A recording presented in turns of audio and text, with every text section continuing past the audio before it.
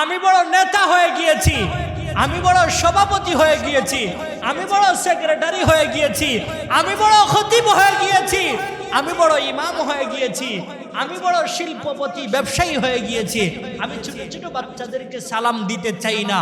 এরকম স্বভাব মন মানসিকতা আমাদের আছে না নাই? আছে না নাই? আপনি তো রসুলের চাইতে বড় নয়, আপনি তো রসুলের চাইতে সম্মানী নয়, আপনি তো রসুলের চাইতে মর্যাদাশীল নয়। ওই রসুল, যেই রসুল ছিলেন সবার চাইতে সম্মানী, যেই রসুল ছিলেন তামাম পৃথিবীর সমস্ত মানুষের চাইতে মর্যাদাশীল, ওই রসুলও ছোট ছোট বাচ্চাদেরকে সালাম দিতেন। আরেকটু জোরে বলেন না সুবহানাল্লাহ। ওই রসুলও ছোট ছোট বাচ্চাদেরকে সালাম দিতেন। তিরমিজির হাদিসে আসছে, আনাস রাদিয়াল্লাহু তাআলা আনহু قال আনাস রাদিয়াল্লাহু তাআলা আনহু مر على صبيان فسلم عليهم فقال إن رسول الله صلى الله عليه وسلم كان يفعله।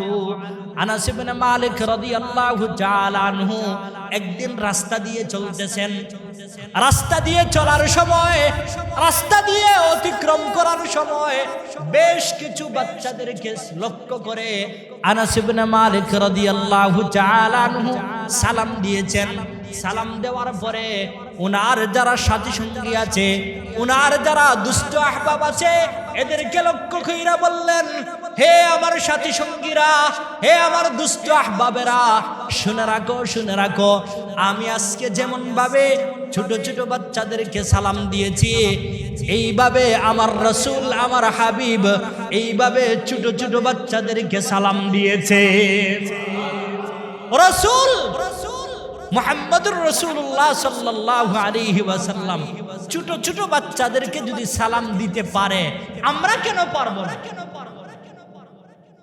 আমি যদি আমার ছোট বাচ্চাদেরকে আমার ছোট বাচ্চাদেরকে সালাম দেই, আমি যদি এলাকার ছোট ছোট বাচ্চাদেরকে সালাম দেই, আমি যদি আমার মহল্লার, এলাকার, গ্রামের, রাস্তাঘাটের ছোট ছোট বাচ্চাদেরকে সালাম দেই, দুইটা ফায়দা।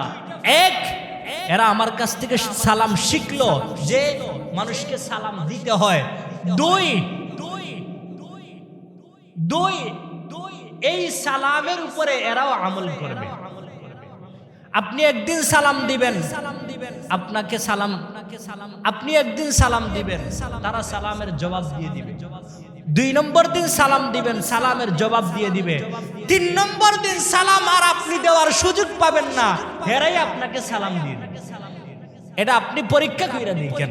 আল্লাহ তাআলা আমাদের সকলকে ঘরে বাহিরে ছোট বড় যারাই আছে সবাইকে সালাম দেওয়ার তৌফিক দান করেন। আমরা তো এখন মুরব্বীদেরকে সালাম দিতে চাই না, বড়কে সম্মান করতে চাই না। এক হাতে সিগারেট টানি, আরেক হাতে চা খাই। এক হাতে সিগারেট, আরেক হাতে চা।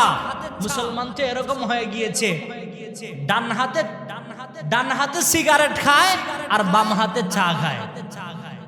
এরকম মুসলমান আছে না নাই? ডান হাতে খাওয়ার কথা ছিল চা, বাম হাতে খাওয়ার কথা ছিল সিগারেট।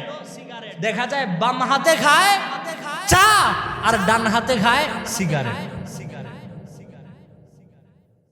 সিগারেট খায়া খায়া কথা বলে, মুরব্বীদেরকে সালাম দেয় না, মুরব্বীদেরকে সম্মান করে না। অথচ রসুলের স্পষ্ট হাদিস, রসুল বলছেন, মাল্লাম ইয়ারহাম সাগীরানা ওয়ালাম ইউক্কির কাবীরানা ফালাইসা মিন্না।